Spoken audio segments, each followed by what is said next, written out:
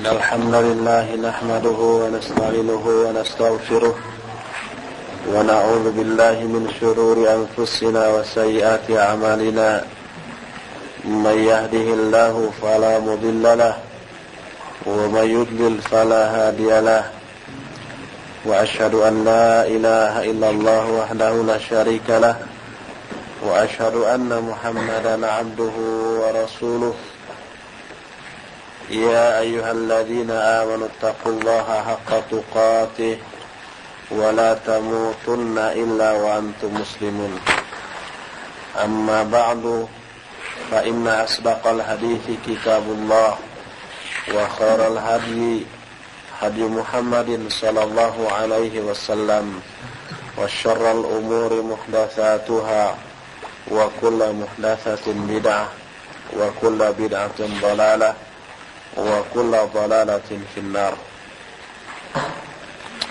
Ikhwati fillah, ini merupakan pertemuan pertama kita setelah libur panjang selama Ramadan plus Syawalnya. Sebagaimana biasa, setiap hari Jumat ini kita membahas masalah fikih yang kita ambil dari Kitab Bulughul Maram dengan syarah yang kita ambil dari Tawdihul Ahkam. Pada pertemuan terakhir yang dulu sebelum Ramadan, kita sudah membahas tentang tayamum. Akan tetapi baru satu hadis yang kita bahas, yaitu hadis yang ke-108. Kini kita akan lanjutkan ke hadis yang ke-109. Hadis 109 ini diterima dari Ammar bin Yasir radhiyallahu anhuma. Kata Ammar, ba'athani an-nabiy sallallahu alaihi wasallam fi hajatin fa ajnabtu falam ajidil ma'a fatamarragtu fi as-sa'id kama tatamarragu ad-dabah thumma ataitu an-nabiyya sallallahu alaihi wasallam fadhakartu lahu dhalik faqala innama yakfika an taqula biyadayka hakadha thumma daraba biyadayhi al-ard darbatan wahidatan thumma masaha ash-shimala 'ala al-yamin wa dhahira kaffayhi wa wajhah muttafaqun alayh wal lafdhu lil Muslim wa fi riwayatin lil Bukhari wa daraba bi kaffayhi al-arda wa nafakha fihima thumma masaha bihima wajhahu wa kaffayhi. Kata Ammar bin Yasir, Nabi SAW mengutus aku dalam satu keperluan. Lalu aku junub dan aku tidak menemukan air. Lalu aku berguling-guling di tanah seperti berguling-gulingnya binatang. Kemudian setelah itu aku mendatangi Nabi SAW. Lalu aku ceritakan kepadanya tentang hal tadi. Maka berkatalah beliau, hanyalah cukup bagimu engkau melakukan dengan kedua tanganmu seperti ini. Kemudian beliau menepukkan kedua tangannya ke tanah dengan satu kali tepukan. Kemudian beliau mengusapkan tangan kirinya ke tangan kanan dan ke punggung kedua tangannya dan ke wajahnya. Hadis ini muttafaqun alaih dan lafaz hadis ini kepunyaan Imam Muslim. Dalam riwayat lain, riwayat Imam Bukhari, dinyatakan beliau menepukkan kedua tangannya ke tanah dan meniup kedua tangannya itu, kemudian mengusapkan kedua tangan itu ke wajahnya dan kedua pergelangan tangannya. Hadis ini sahih. Sebelum kita masuk kepada faedah hadis, kita akan bahas dulu beberapa mufradat atau kata-kata penting yang perlu. Pertama, fatamarragtu. Tamarragtu itu berguling-guling. Artinya taqallabtu 'alal ard kama tataqallabud dabah. Saya berguling-guling di tanah seperti berguling-gulingnya binatang. Binatang nggak melata, binatang aja.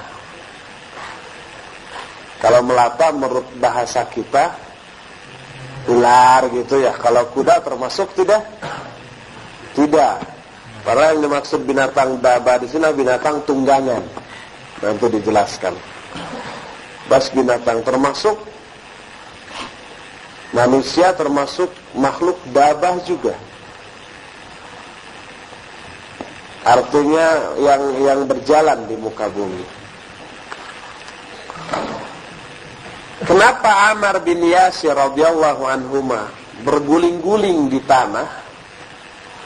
Karena dalam ijtihad Ammar bin Yasir, bersuci dengan tanah itu dikiaskan terhadap mandi janabat dengan air. Karena mandi janabat harus membasuh seluruh bagian tubuh. Dia beristihad sebelum dia tahu bagaimana tata cara tayamum. Dia beristihad kalau begitu bersuci dengan tanah pun harus seluruh tubuh. Makanya berguling-guling di tanah. Adapun as-sa'id huwa wajhul ard.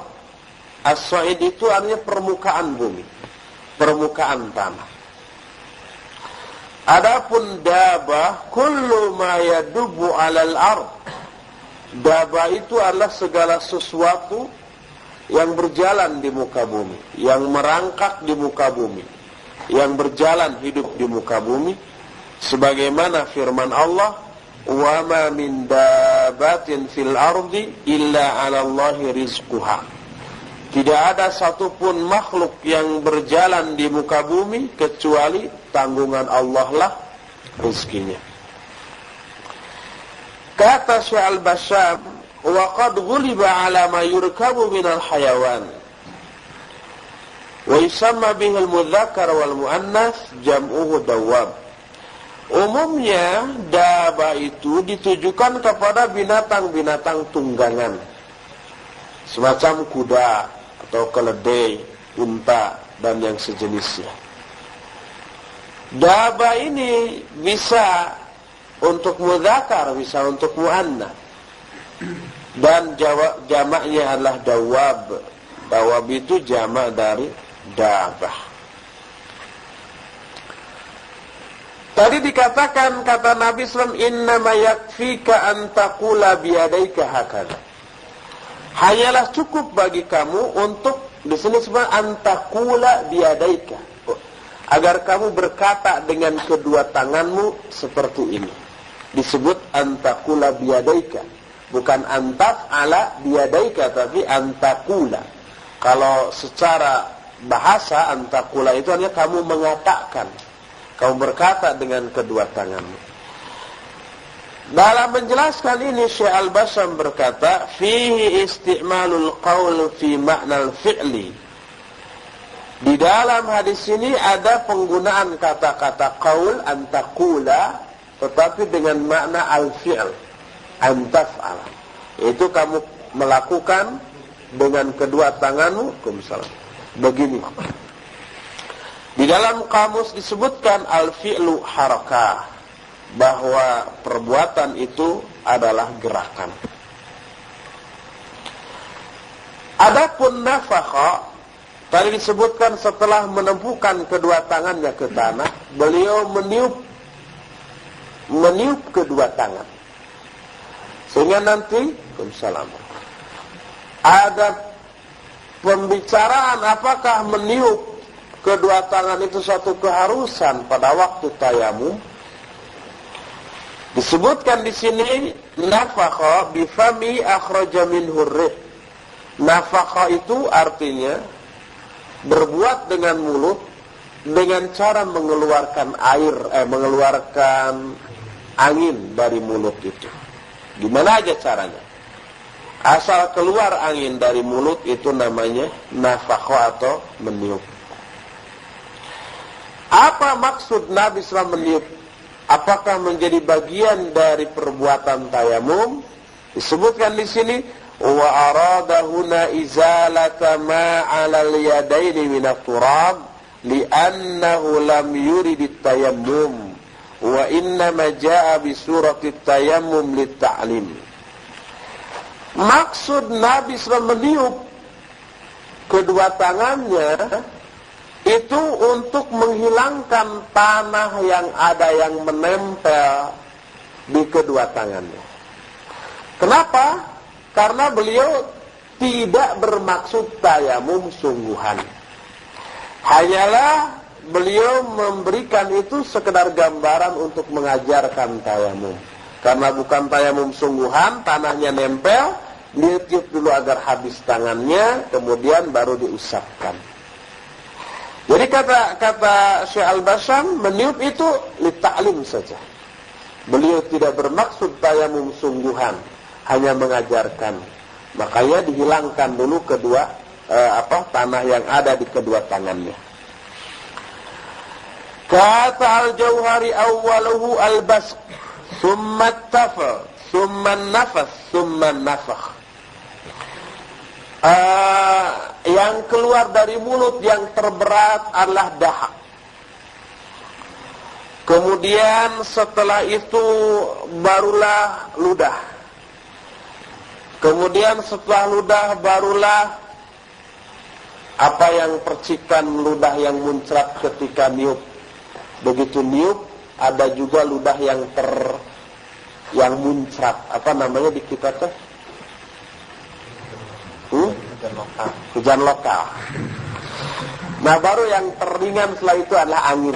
Nggak ada istilahnya. Kalau dalam bahasa Arab ada, yaitu an-nafas. Nafas itu tiupan disertai cipratan ludah. Makanya salah satu ciri khas tukang sihir di dalam surah An-Nas min syarr al-falaq min syarrin nafasat. Nafasat itu wanita-wanita tukang meniup fil uqad, ke dalam buah sihirannya untuk memberikan pengaruh sihir. Nafasat itu adalah tiupan yang bercampur cipratan ludah. Itu nafas namanya. Itulah beberapa mufradat yang perlu.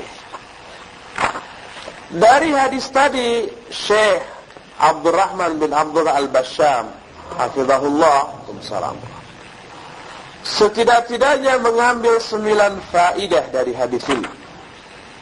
Pertama, masyru'iyatu tayammum lis-shalah wa ghairiha minal ibadatil wajib laha tahara. Fat-tayammum ahadut tahuraini al-masyru'aini. Pertama, disyariatkannya tayamum untuk salat dan ibadah-ibadah lainnya yang mewajibkan taharah dalam ibadah itu, maka tayamum termasuk salah satu alat bersuci yang disyariatkan. Cara bersuci yang disyariatkan selain wudu. Ini yang pertama.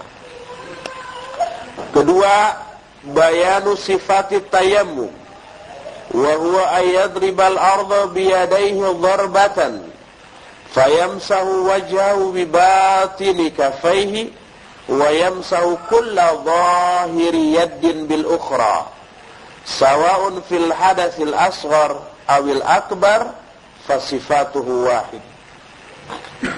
Kedua, di dalam hadis tadi terdapat penjelasan tata cara tayamum, yaitu dengan menepukkan kedua tangan ke tanah 1 kali tepukan.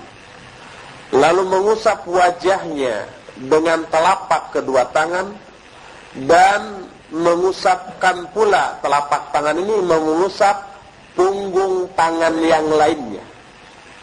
Sama saja baik dalam hadas kecil ataupun hadas besar. Hadas kecil contohnya batal wudu atau batal tayamum karena kencing atau buang air besar atau buang angin, atau satu lagi apa? Tidur. Tidur kita sudah bahas membatalkan wudu. Kalau hadas besar contohnya junub, haid atau nifas bagi wanita. Jadi baik hadas kecil ataupun hadas besar, tata caranya sama seperti itu, tidak ada kelebihan. Ketiga, jawazu takhfifil gubbaril katsiril 'aliqi bil yadain min darbil ardi bin nafakh, thumma masahal wajha wal kafaini bihima wa la yata'addahuma ila dhira'ain.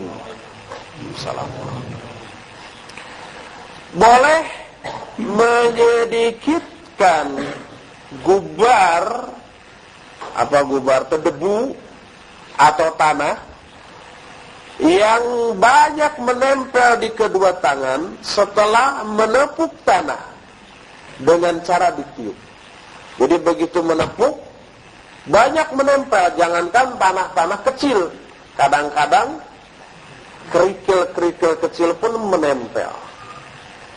Boleh disedikitkan dengan cara ditiup, seperti contoh Rasulullah SAW tadi. Kemudian barulah mengusapkan ke wajah dan ke kedua pergelangan tangannya, dan tidak sampai kepada kedua sikut. Nanti dalam hadis berikutnya ada hadis bahwa Rasulullah SAW menepuk 2 kali dan mengusapnya sampai sikut. Tapi itu hadisnya dhaif, sebagaimana yang insya Allah akan kita jelaskan nanti. Keempat, inna tayammum darbatun takfilil wajhi wal yadain. Sesungguhnya tayamum itu satu kali tepukan, tidak 2 kali. Kebanyakan orang kita lihat 2 kali tayamum itu. Setelah 2 kali tambah sampai sikut lagi. Jadi tepuk, kemudian ngusap ini, tepuk lagi, ngusap ini, sampai sikut. Ini salah berdasarkan hadis ini. Hadis ini hanya 1 kali. Jadi tayamum itu cukup 1 kali dan cukup untuk 2 usapan, mengusap wajah dan kedua tangan sampai pergelangan, tidak sampai sikut. Kelima, jawazul ijtihadi fi masailil ilm hatta fi zamanin Nabi sallallahu alaihi wasallam, wa hiya mas'alatun khilafiyatun bainal usuliyin, wa arjahul aqwali tsalatsah jawazu fi ghaibatin Nabi sallallahu alaihi wasallam wal bu'di an su'alih. Dari hadis tadi pun kita tahu bahwa boleh ijtihad dalam masalah-masalah ilmu di zaman Nabi sallallahu alaihi wasallam. Di zaman Nabi sallallahu alaihi wasallam boleh ijtihad. Dan yang ijtihad pada saat itu tentu saja para sahabat yang ilmunya sudah memenuhi persyaratan untuk ijtihad. Sebenarnya masalah ini masalah khilafiyah antara ulama usul fiqih, tetapi pendapat yang terbenar di antara 3 pendapat yang ada menyatakan boleh ijtihad berdasarkan hadis ini, seperti ijtihadnya Amr bin Yasir, tapi dengan 2 syarat. Syarat pertama, tidak ada Nabi SAW ketika masalah itu terjadi. Kedua, jauh untuk bertanya kepada Nabi SAW, karena jauh. Nabi ada, tapi di tempat entah di mana, jauh sekali. Sedangkan masalah yang dihadapi harus dilakukan saat itu, seperti Ammar bin Yasir sholat. Kalau ke Madinah dulu, wah keburu habis waktu, bahkan sudah kelewatnya dengan berkali-kali sholat. Makanya saat itu ijtihad. Keenam, isti'malul qiyasi wa iqrarun Nabi sallallahu alaihi wasallam sahibahu. Fahada Ammar qasa tatahur bil turab ala tatahur bil ma'. Fakama anna al-ma'a ya'ummul badana fil ghusli minal janabah, fakadzalika yuqasu alaihi turab fayu'ammimu bihil badan. Keenam, penggunaan kias. Jadi di dalam hadis tadi ada penjelasan tentang digunakannya kias oleh Ammar bin Yasir dan diamnya Nabi SAW terhadap perbuatan sahabatnya itu. Ammar bin Yasir mengkiaskan bersuci dengan tanah, dikiaskan kepada bersuci dengan air. Sebagaimana bersuci dengan air itu mandi meliputi semua badan ketika mandi janabah, maka seperti itu pula dikiaskan penggunaan tanah, yaitu meliputi semua badan dengan cara apa? Berguling-guling. Nah, jelas Ammar salah kan? Salah itu. Apakah salatnya sah? Sah. Kenapa tidak sah? Sebab Nabi SAW tidak menyuruh Ammar mengulang kembali salat. Dalam faedah yang ketujuh disebutkan An-Nabi SAW lam ya'mur Ammaran bil i'adah.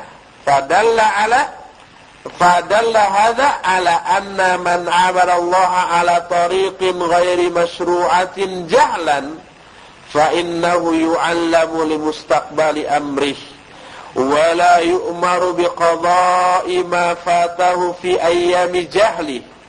Wa li hadhihi al-mas'alah adillatun kathiratun fi syar'i minha hadha wa minha qissatur rajul al-musi'i fi salatih. Nabi SAW tidak menyuruh Ammar untuk mengulang kembali salatnya. Ini menunjukkan bahwa orang yang beribadah kepada Allah dengan cara yang tidak disyariatkan, bid'ah. Tetapi karena kebodohan, maka dia harus diajari untuk masa-masa selanjutnya bagi orang itu, dan tidak harus diperintahkan untuk mengqadha ibadah-ibadahnya yang salah yang dia lakukan ketika dia bodoh. Dan masalah seperti ini ada banyak dalil dalam masalah syariat. Di antara ini hadis ini. Di antaranya hadis Ammar bin Yasir. Kemudian juga ada hadis tentang kisah seorang laki-laki yang salah salatnya. Berkata Syekhul Islam Ibn Taimiyah rahimahullah, wa ma tarakahu li jahlihi bil wajib mithlu man kana yusalli bila tuma'ninah fassahihu anna mithla hadha la i'adata alaihi idha kharaja waqtal ibadah fa inna an-nabiyya sallallahu alaihi wasallam qala lil musii fi salatihi idhab fasalli fa innaka lam tusalli. Adapun kewajiban yang ditinggalkan oleh seseorang karena kebodohan orang itu seperti seseorang yang sholat tapi tidak tumaninah. Tumaninah wajib dalam sholat. Dia tidak tumaninah, tapi tidak tumaninah itu karena bodoh. Maka pendapat yang benar adalah orang seperti ini tidak harus mengulang kembali sholatnya apabila dia sudah keluar dari waktu ibadah sholat tersebut. Jadi kalau sudah habis waktu tidak perlu. Tapi kalau masih ada, harus disuruh mengulang kembali sholatnya. Karena Nabi SAW berkata kepada orang yang salah sholatnya, pergi lagi kamu dan salatlah, karena sungguhnya kamu belum salat. Jadi Nabi SAW waktu itu pernah kita ceritakan ketika membahas al-qaul mubin fi akhtul musallin bab tumaninah, wajibnya tumaninah. Nabi SAW sedang berbincang dengan para sahabat, datang orang salat 2 rakaat. Entah salat apa, salat yang menunjukkan itu salat wajib. Setelah beres salat, kemudian orang itu datang dan salam. Nabi SAW menjawab salamnya, lalu kata Nabi SAW, idhab, pergi kamu, fasalli fa innaka lam tusalli. Salat lagi kamu, karena kamu belum salat. Salat lagi, datang lagi, salam lagi, suruh pergi, salat lagi, kamu belum salat. 3 kali, sampai orang itu bilang, ya Rasulullah SAW, itu adalah salatku yang terbaik. Terbaiknya aja masih salah. Ajarin saya gimana. Lalu beliau mengajari harus tumanina, kemudian dan seterusnya disebutkan. Nah, ini menunjukkan kalau waktu sholat mesti ada, orang itu disuruh sholat lagi. Tetapi kalau waktu sholat sudah habis, maka tidak perlu untuk mengulang kembali sholat. Seperti kasus Ammar bin Yasir. Faidah ke-8, at-ta'limu bil qaul wal fi'li yakunu bitamthilil matlubi ta'allumuhu wa huwa ma yusamma al-an wasailul idah. Mengajar dengan ucapan dan perbuatan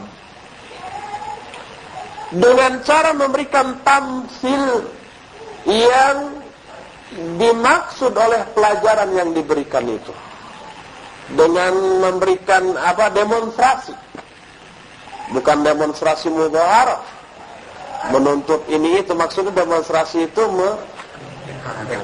memperagakan, seperti tayamum, cukup bagi kamu begini, kemudian ditiup, kemudian mengusapkan. Itu kan demonstrasi namanya, demonstrasi yang boleh, demonstrasi yang disyariatkan, memperagakan. Dan untuk masa sekarang ini yang disebut wasailul idah. Saya tidak tahu istilahnya dalam ilmu pendidikan apa ini. Alat peraga ya, alat peraga. Tapi ini tidak pakai alat, memperagakan aja. Kalau alat peraga mah alatnya ya. Ada alatnya. Ada alatnya, ini enggak, memperagakan. Wasail itu metode menjelaskan. Terakhir, samahatu hadhi syari'ah wa yusruha kama qala ta'ala wa ma ja'ala 'alaikum fid dini min haraj. Betapa tolerannya syariat ini dan betapa mudahnya syariat ini, sebagaimana firman Allah dalam Al-Quran, dan tidaklah Allah menjadikan kesulitan bagi kamu dalam melaksanakan ad-din ini. Inilah penjelasan tentang hadis yang ke-109 tentang tata cara tayamum. Kita teruskan ke hadis yang ke-110. Hadis 110 ini sebaliknya dari apa yang dijelaskan tadi. Diterima dari Abdullah bin Umar radhiyallahu anhuma. Kata Abdullah bin Umar, bahwa Rasul alaihi salatu wassalam berkata, at-tayammum darbatan, darbatun lil wajhi wa darbatun lil yadaini ilal mirfaqain. Rawahu ad-Daruqutni wa sahaha al-a'immatu waqfahu. Kata Nabi SAW bahwa tayamum itu 2 kali tepukan. Kalau dalam hadis Ammar bin Yasir 1 kali tepukan. Kalau ini 2 kali. 1 tepukan untuk wajah, 1 tepukan lagi untuk 2 tangan sampai 2 sikutnya. Oh, pantas ada orang yang tayamumnya kayak begitu. Ternyata ada hadisnya. Hadis ini diriwayat Imam Ad-Daruqutni, tetapi para imam mensahihkan kemauqufan hadis ini, membenarkan bahwa hadis ini mauquf. Mauquf itu artinya hadis ini sampai kepada sahabat, ucapan Abdullah bin Umar radhiyallahu anhuma, bukan kepada Nabi SAW. Kalau ucapan atau perbuatan Nabi disebut hadis marfu'. Kalau ucapan atau perbuatan sahabat disebut hadis mauquf. Kalau tabi'in disebut hadis maqtu'. Derajat hadis ini disepakati oleh para ulama bahwa hadis ini dhaif, lemah. Bahkan hadis ini mauquf sampai kepada Abdullah bin Umar. Adapun alasan kedhaifan hadis ini, kalau kita menyatakan hadis ini dhaif, harus diterangkan alasannya. Sebab dalam satu kaidah ilmu mustalahul hadis disebutkan la jarha illa mubayyan. Tidak boleh menjarah seorang rawi atau suatu hadis kecuali dengan cara dijelaskan. Tetapi kalau hadis ini sahih tidak perlu penjelasan. Karena apa? Karena yang namanya sahih itu semua orang sepakat. Sahih itu ittisalus sanad, sanadnya muttasil gitu ya.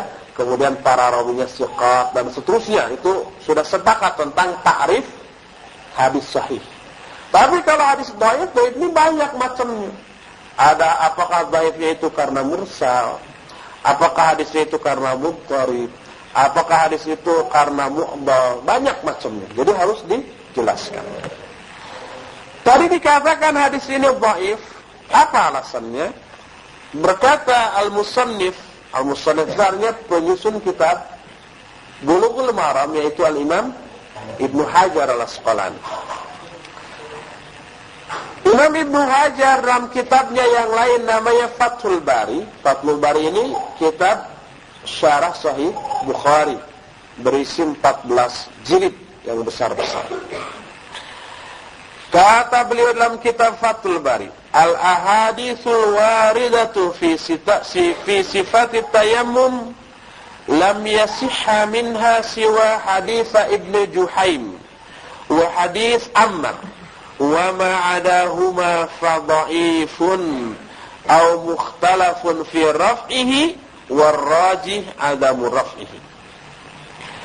Hadis-hadis yang ada tentang tata cara tayamum tidak ada satupun yang sahih kecuali 2 hadis. Hadis pertama adalah hadis Ibnu Juhaim. Yang kedua hadis Ammar bin Yasir yang sudah kita jelaskan tadi. Adapun selain 2 hadis ini semuanya dhaif atau diikhtilafkan kemarfuannya. Dan yang benar semua hadis selain 2 hadis tadi mauquf, tidak marfu. Tidak marfu itu artinya tidak bersandar sampai kepada Rasul sallam. Dalam kitabnya yang lain, dalam At-Talkhisul Habir, dinyatakan qala Abu Zur'ah hadisun batilun. Abu Zur'ah berkata bahwa hadis ini batil. Hadis yang menyatakan bahwa tayamum ini 2 tepukan, 1 tepukan untuk wajah dan 1 lagi untuk tangan sampai 2 sikut. Kata Abu Zur'ah hadis ini batil. Wa amma waqfuhu, adapun kemauqufan hadis ini, maka berkata Imam Ibnu Hajar dalam kitab di sini, wa sahaha al-a'immatu waqfahu, dan para imam telah membenarkan tentang kemauqufan hadis ini. Berkata Al-Hafidz Ibnu Hajar, al-haditsu marfu'an dha'ifun wa amma mauqufu fa fihi Ali bin Dibyan ta'ana fihi aktsarul a'immah wa thiqat rawahu mauqufan. Kata Al-Hafidz Ibnu Hajar, hadis ini kalau dianggap marfu maka hadis ini dhaif. Adapun kalau hadis ini dianggap mauquf, maka di dalam sanadnya ada seorang rawi namanya Ali bin Dibyan. Dia dicela oleh kebanyakan para a'immah. Sedangkan para thiqat meriwayatkan hadis ini secara mauquf. Jadi seandainya mauqufun, sanadnya tetap dhaif. Apalagi kalau dianggap marfu. Berkata Imam As-Sun'ani rahimahullah, qala ad-Darqutni fi sunanihi wa qafahu Yahya al-Qattan wa Husaim wa ghairuhuma. Kata Imam As-Sun'ani, telah berkata Imam ad-Darqutni di dalam kitab sunannya, hadis ini dimauqufkan oleh Yahya al-Qattan dan Husaim serta yang lain-lainnya. Adapun tentang maknanya, maka ada beberapa riwayat yang seluruhnya tidak sahih. Bal imma mauqufah atau dhaifah. Ada 2 kemungkinan, mungkin itu mauquf atau dhaif. Jadi seluruh hadis yang menjelaskan tayamum 2 kali itu seluruhnya dhaif.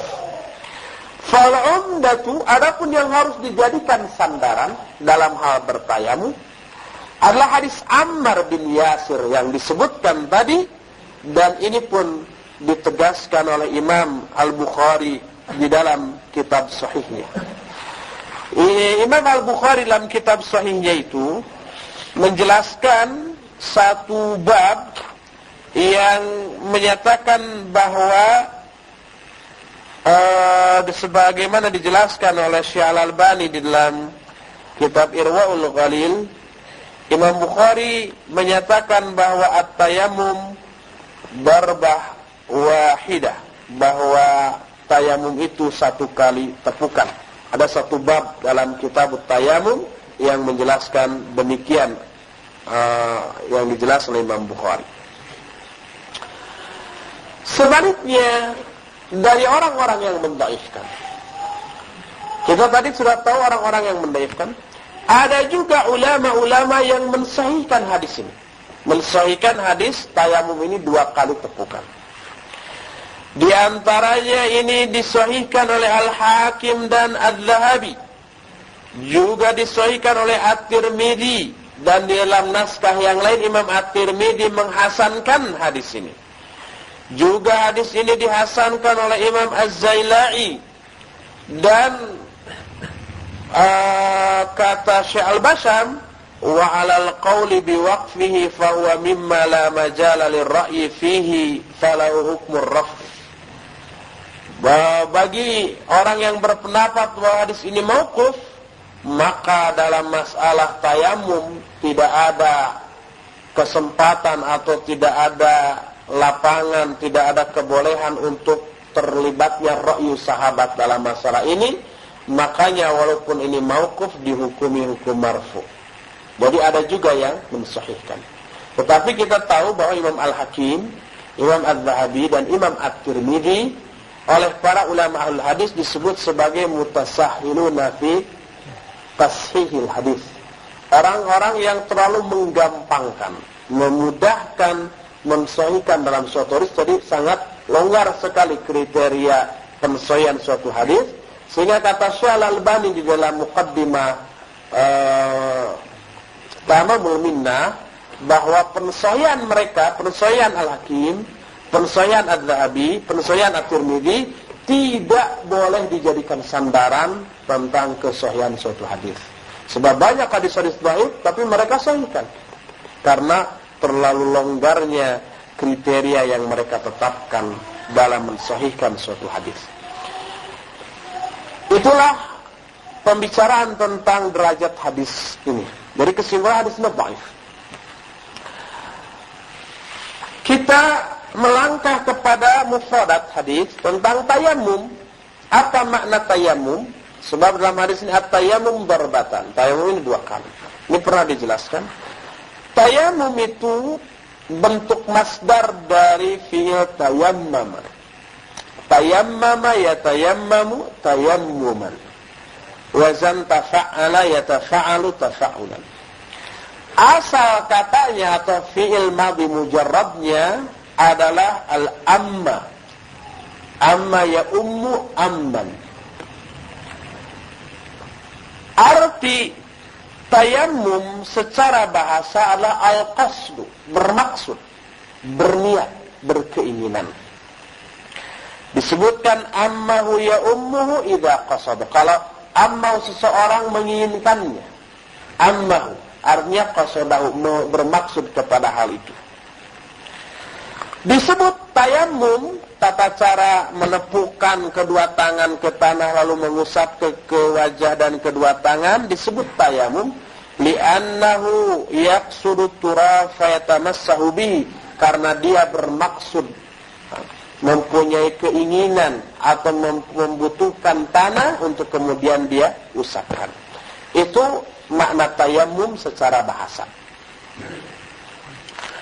Adapun secara istilah syar'i, tayamum artinya qasdu sa'idin tahirin mubahin wasti'maluhu bisifatin makhsusatin li istibahatis shalah wa nahwiha wa imtithalil amr. Secara syariat artinya tayamum itu adalah bermaksud kepada satu tanah yang suci dan boleh. Tanah yang suci dan dibolehkan, dan menggunakan tanah itu dengan tata cara yang khusus untuk membolehkan salat dan ibadah-ibadah yang sejenisnya, dan untuk melaksanakan perintah Allah dan Rasulnya. Kalau tidak ada air maka bertayamum. Jadi bermaksud kepada tanah yang suci, harus suci, nggak boleh tanah itu umpamanya dikencingi dulu lalu dipakai tayamum, nggak boleh. Harus yang suci. Lalu menggunakan tanah itu dengan tata cara yang khusus. Dengan hal itu maka dibolehkanlah bagi dia salat atau ibadah-ibadah lainnya. Tata cara khusus itu maksudnya seperti yang dijelaskan tadi, menepuk 1 kali tepukan lalu diusapkan ke wajah dan ke kedua tangan. Dari hadis ini walaupun dhaif, ada beberapa faidah. Tetapi faidah-faidahnya nanti beberapa hal perlu kita garis bawahi. Yadullul hadithu ala anna tayammum yakunu bi darbataini la darbatan wahidah. Hadis ini menunjukkan bahwa tayamum ini 2 kali, bukan 1 kali tepukan, tapi 2 kali tepukan. Hadis ini, tapi hadisnya dhaif sehingga tidak bisa dijadikan sandaran. Kedua, takunu aula darbataini limasil wajhi wa darbah ats-tsaniyah takunu limasil yadain. Tepukan pertama untuk membasuh wajah, tepukan kedua untuk membasuh. Mengusap wajah, tepukan kedua untuk mengusap kedua tangan. Ketiga, al-haditsu, hadis ini mu'aridun li hadisi Ammar as-Sabiq alladhi laysa fihi illa darbatan wahidatan takunu lil wajhi walil yadain. Hadis dari Ibnu Umar ini bertentangan dengan hadis Ammar yang lalu, yang di dalam hadis Ammar tidak dijelaskan kecuali hanya 1 kali tepukan untuk wajah sekaligus untuk kedua tangan. Maka berkatalah para ulama ketika membahas pertentangan kedua hadis ini, yang disimpulkan kepada 3 kesimpulan. Pertama, haditsu Ammar fi sahihain wa haditsu Ibnu Umar fi sunan ad-Daruqutni allati lam yaltazim sahibuha bis sunanis sahihah bal katsira ma yarwi fiha al-ahadits ad-dha'ifah. فحديث ابن عمر ليس له نسبة مع حديث عمر من حيث الصحة. Hadis Ammar yang tadi kita jelaskan terdapat dalam 2 kitab sahih, Sahih Bukhari dan Sahih Muslim. Sedangkan hadis Ibnu Umar terdapat dalam Sunan Ad-Daruqutni, yang penyusun kitab ini tidak iltizam, tidak berpegang teguh kepada sunnah-sunnah yang sahihah. Bahkan Ad-Daruqutni ini banyak meriwayatkan hadis-hadis dhaif dalam kitab sunannya. Maka hadis Ibnu Umar ini tidak bisa dibandingkan dengan hadis Ammar bin Yasir. Ini yang pertama. Jadi tentu saja yang harus kita pilih kalau 2 hadis ini bertentangan, kita pilih hadis Ammar karena terdapat dalam Sahih Bukhari dan Sahih Muslim. Alasan kedua, hadis Ammar marfu'un ila Nabi sallallahu alaihi wasallam. Wa amma hadis Ibnu Umar fahuwa min kalam Ibnu Umar wa laysa min kalamin Nabi sallallahu alaihi wasallam wa in kana mimma la majala lirra'yi fihi wa farqun bainal marfu wal mauquf. Hadis Ammar itu marfu sampai kepada Nabi SAW. Sedangkan hadis Ibnu Umar itu termasuk, sehingga jelas tidak bisa dibedakan, tidak bisa dibandingkan antara ucapan Nabi dengan ucapan Ibnu Umar radhiyallahu anhu. Ketiga, kullu riwayat allati waradat bi darbataini fahiya imma mauqufah lam turfa ila Nabi sallallahu alaihi wasallam wa imma dha'ifah lam la taqumu bi hujjah. Semua riwayat yang menjelaskan 2 kali tepukan ada 2 kemungkinan. Mungkin dia mauquf, tidak sampai kepada Nabi. Alhamdulillah. Atau mungkin dia dhaif yang tidak bisa dijadikan hujjah. Bahkan ada hadis dari Ammar yang lain yang diriwayatkan oleh Imam Ahmad dan Abu Daud dengan sanad yang sahih.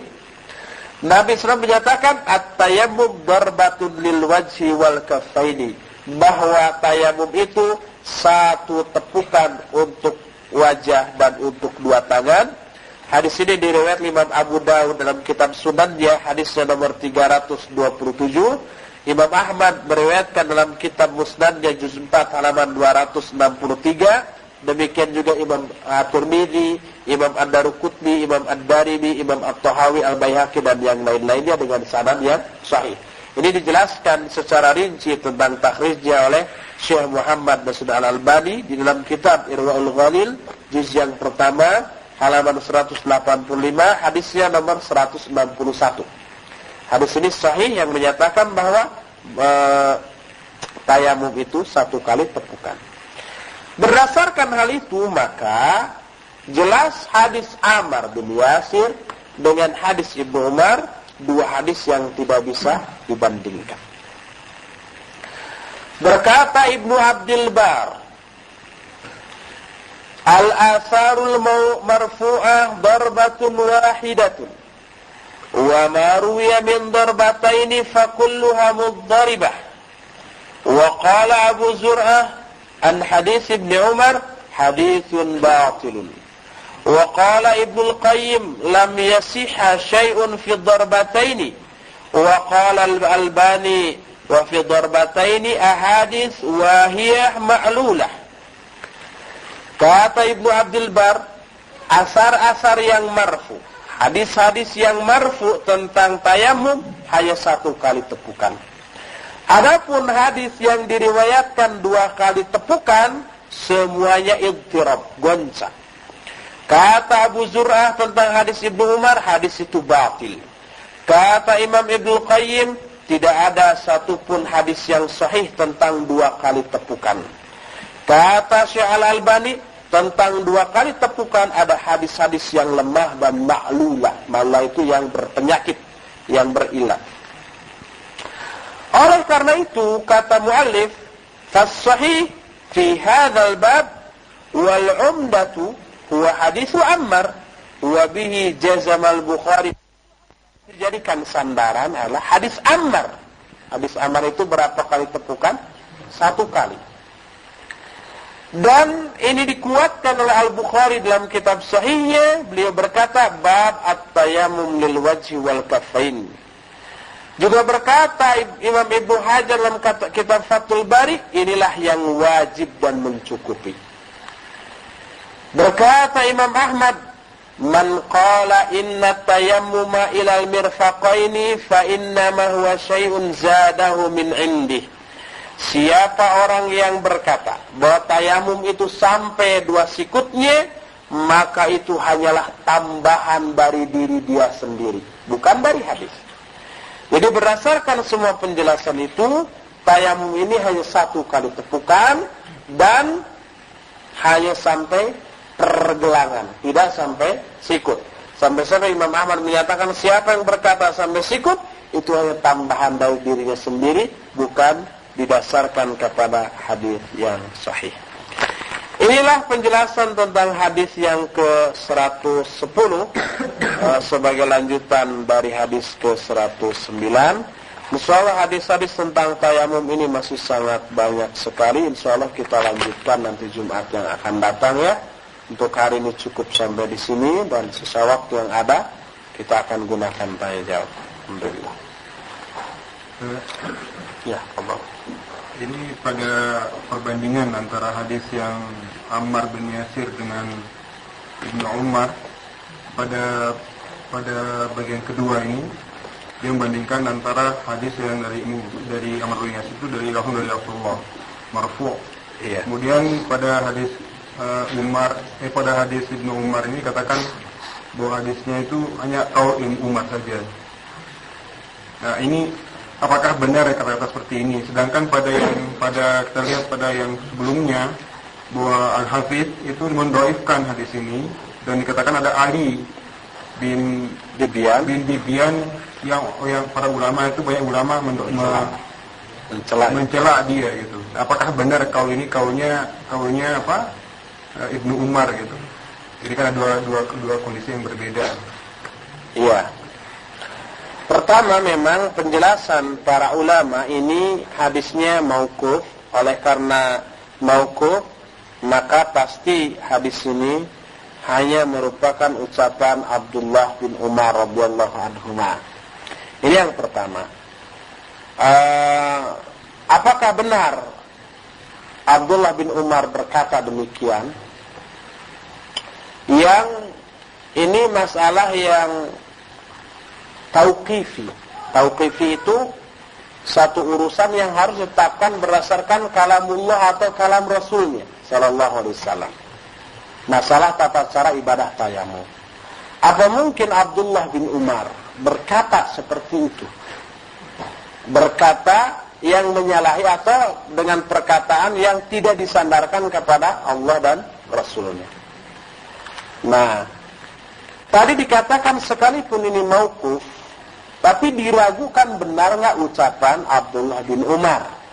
Karena walaupun mauquf, sanad kemauqufannya ini pun dhaif.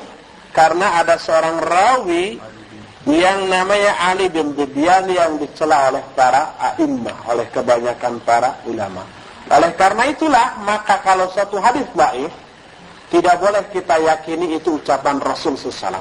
Demikian juga kalau hadis itu mauquf, dan walaupun mauquf sanadnya dhaif, tidak boleh kita yakini bahwa ini adalah ucapan sahabat tersebut. Seperti ini disebut mauquf kepada Ibnu Umar. Tetapi sanad kemauqufan hadis ini dhaif. Tidak boleh kita yakini bahwa ini adalah ucapan Abdullah bin Umar radhiyallahu anhu. Wallahu a'lam. Di kalam yang di sini katakan kalam Ibnu Umar gimana? Iya, ini disebutkan oleh Syekh Al-Bassam bahwa hadis Ammar ini marfu kepada Nabi SAW, sedangkan hadis Ibnu Umar ini hanya ucapan Ibnu Umar.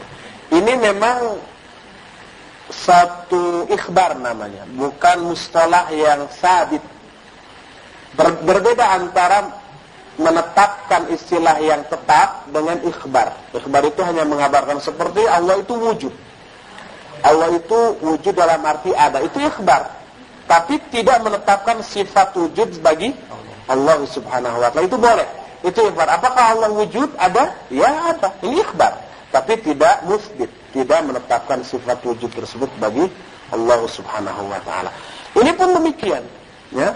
Karena hadis ini dikatakan dari Ibnu Umar, sekalipun dhaif ini, sekalipun dhaif, maka Syekh Al-Bassam menyatakan secara ikhbar bahwa hadis ini dari Ibnu Umar. Bahwa ini adalah kalam Ibnu Umar.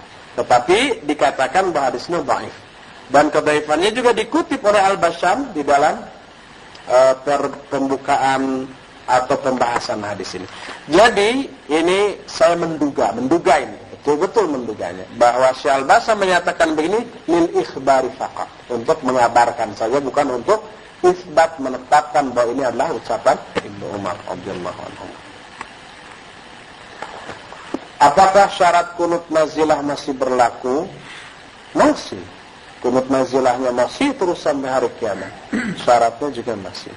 Jika ya, apa syarat-syaratnya? Misal jika dikaitkan dengan keprihatinan muslim di Ambon, ya. Kalau kaum muslimin sudah dibantai, sudah dianiaya, dan seterusnya, iya. Wanita yang tidak saum karena menyusui, apakah perlu diusahakan dulu mengqadha sebelum fidyah atau langsung fidyah? Ini ikhtilaf para ulama. Syekh Al-Utsaimin menyatakan qadha, Syekh Al-Albani menyatakan fidyah. Tetapi pendapat yang menyatakan bahwa yang menyusui atau yang hamil ini fidyah itu aqwa, lebih kuat berdasarkan dua alasan, Al-Quran dan hadis. Dalam Al-Quran disebutkan wa in kana minkum maridan aw ala safarin fa iddatun min ayyamin ukhra. Jadi ini qada. Qada itu kalau kamu sakit atau musafir. Hanya dua golongan yang qada. Sakit atau musafir. Sedangkan orang yang fidyah disebutkan wa 'alal ladzina yutiqunahu. Orang yang merasa berat saum, tidak mampu saum atau mampu saum tapi membahayakan dirinya, maka fa fidyatun ta'amun miskin. Dia fidyah. Orang yang menyusui atau hamil tidak termasuk sakit, tidak termasuk safar, tapi masuk wa 'alal ladzina yutiqunahu. Orang yang tidak mampu atau mampu tapi membahayakan dirinya atau membahayakan si bayi yang disusui atau yang dikandungnya. Makanya itu adalah diharuskan untuk membayar fidyah. Wallahu a'lam. Apakah debu di setiap tempat bisa digunakan untuk bertayamum? Apakah ada syarat-syaratnya? Nanti akan terbahas kemudian ya insyaallah. Jadi yang bertanya ini harus hadir terus pada bab tayamum. Bolehkah memanjangkan tayamum seperti halnya memanjangkan wudu? Gimana memanjangkan? Salat ke salat. Salat ke salat. Dari salat ke salat. Oh. Sampai rata. Jadi menambahkan sampai pergelangan ke. Oh, nggak boleh. Tadi disebutkan tidak boleh sampai melebihi kedua pergelangan sampai ke kedua sikut, gitu nggak boleh. Tadi disebutkan. Kalau yang dimaksud memanjangkan itu. Tapi kalau yang dimaksud memanjangkan itu memelihara, begitu batal tayamum, begitu batal tayamum, begitu di saat tidak ada air. Ini nanti juga terbahas soal. Pokoknya apa yang berlaku untuk wudu berlaku juga dengan tayamum. Bisa untuk berkali-kali sholat. Kecuali untuk wanita yang istihadah itu harus wudu setiap kali mau sholat. Tadi disebutkan bahwa tayamum dilakukan dengan menggunakan tanah yang suci. Bagaimana pelaksanaan tayamum jika ditepukannya dengan menggunakan debu halus pada kaca atau dinding? Tentang dinding ada hadisnya dan itu diperbolehkan oleh para ulama berdasarkan hadis Rasul sallallahu alaihi wasallam bahwa beliau pun pernah mengusap dinding atau haid. Ini dijelaskan oleh Syekh Al-Albani hafizahullah rahimahullah di dalam kitab Irwaul Ghalil juz yang pertama pada bab tayamum halaman 180.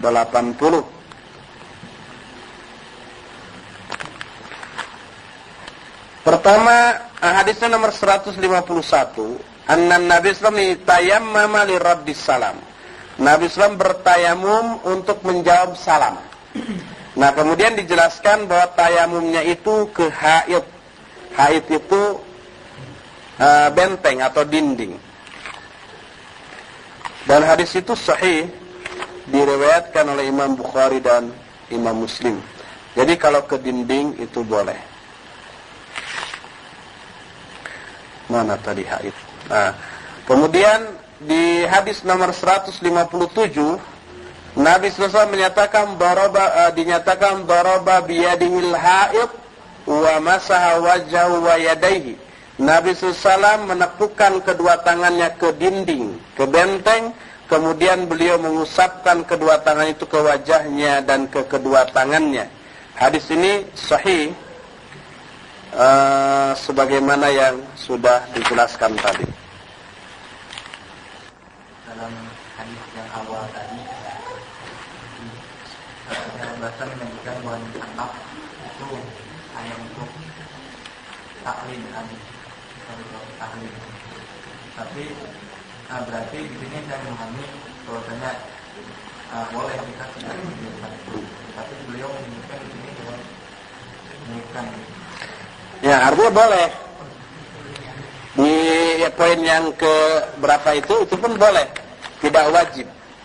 Boleh meminimalisir atau menyedikitkan debu gitu kan. Boleh meniupkan, boleh juga tidak. Seperti itu. Jadi saya melihat Syekh Al-Basyam ini berpendapat bahwa meniupnya itu sekedar untuk menghilangkan debu. Ini ihtimal yang pertama. Ihtimal yang kedua, ini memang kata beliau seperti yang dikemukakan, dibolehkan juga menyedikitkan debu dengan cara ditiup. Ada dua ihtimal, dua kemungkinan menurut pendapat Syekh Al-Bassam yang dijelaskan dalam hal ini. Wallahu a'lam. Sudah sampai di sini, insyaallah besok seperti biasa membahas kitab tauhid, kitab apa? Fathul Majid, melanjutkan yang lalu ya. Subhanakallahumma bihamdika asyhadu an la ilaha illa anta astaghfiruka wa atubu ilaik.